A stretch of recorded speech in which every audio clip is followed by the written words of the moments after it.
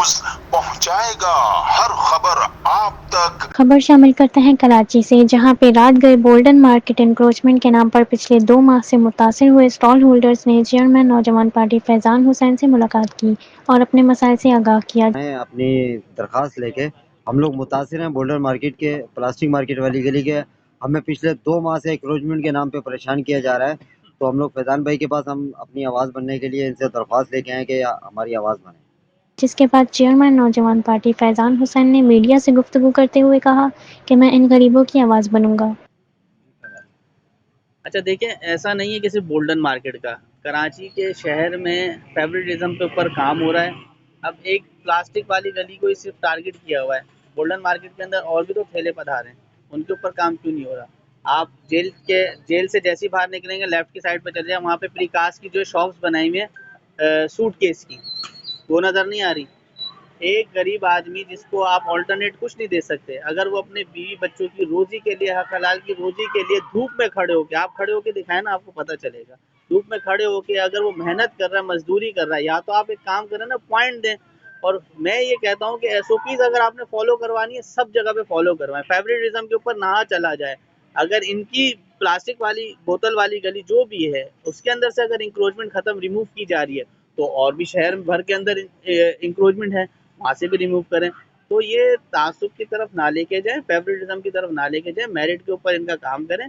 और अगर ऐसा नहीं होगा, जाहिर सी बात है, फिर मजबूरन सारे दुकानदार मिलके फिर प्रोटेस्ट करेंगे। मैं यही तो अर्ज कर रहा हूँ कि सिर्फ रमज़ान क्या 12 महीने ना अहली है, इस वजह से कि फेवरेटिज्म है ना। अब देखें, सिर्फ इनकी गली ही क्यों, गलियां तो और भी है ना, क्या ठेले पधारे और जगह पे नहीं लगे हुए। अच्छा, फिर दूसरा आप दे क्या रहे हैं ये बता देना ना। आप इनको बेहतर रोजगार फराम कर सकते हैं। अब वो अपनी मदद आपके तहत कितना कमा लेगा यार, 30,000 रुपये कमा लेगा महीने के।